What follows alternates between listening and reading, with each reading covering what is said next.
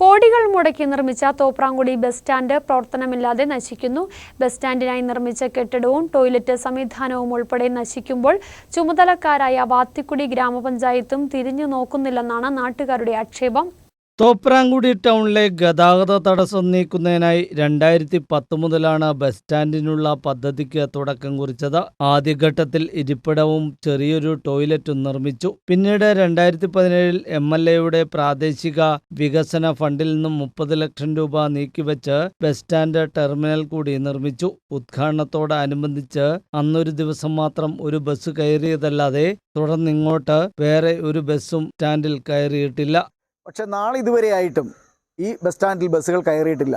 തുടർന്ന് നാട്ടുകാരുടെ നിരന്തരമായ പരാതിയെ തുടർന്ന് 2017 കാലഘട്ടത്തിൽ മന്ത്രി റോഷി അഗസ്റ്റിൻ്റെ ഫണ്ടിൽ നിന്നും അന്ന് MLA ആയിരുന്ന റോഷി അഗസ്റ്റിൻ്റെ ഫണ്ടിൽ നിന്ന് 30 ലക്ഷം രൂപ വകയിരുത്തി ഇവിടെ ഒരു ടെർമിനൽ സ്ഥാപിച്ചിട്ടുണ്ട്. പക്ഷെ അതും ഇതുവരെ ഉപയോഗയോഗ്യമായിട്ടില്ല. അത് വെറുതെ കിടക്കുകയാണ്. ഒപ്പം തന്നെ 2018-19 കാലഘട്ടത്തിൽ വീണ്ടും ഒരു ശൗചാലയവും ഇവിടെ പണിതിട്ടുണ്ട്.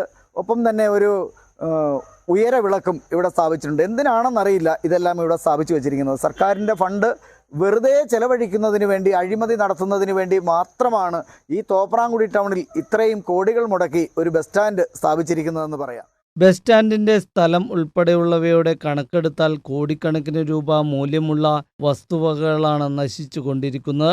ടൗണിൽ ആളുകളെ ഇറക്കിയ ശേഷം ബസ്സുകൾ ഇവിടെ പാർക്ക് ചെയ്താൽ ടൗണിലെ ഗതാഗത തടസ്സം നീക്കാനാവും. എന്നാൽ ഇതിനാവശ്യമായ ഇടപെടൽ നടത്തുവാൻ വാത്തിക്കുടി ഗ്രാമപഞ്ചായത്ത് ഭരണസമിതി തയ്യാറാവുന്നില്ലെന്നാണ് പരാതി.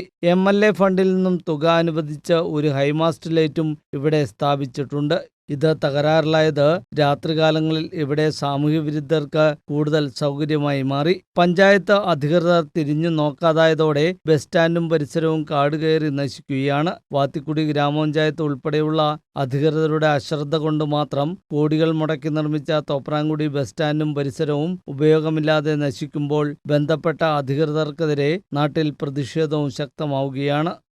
News bureau, Murickassery.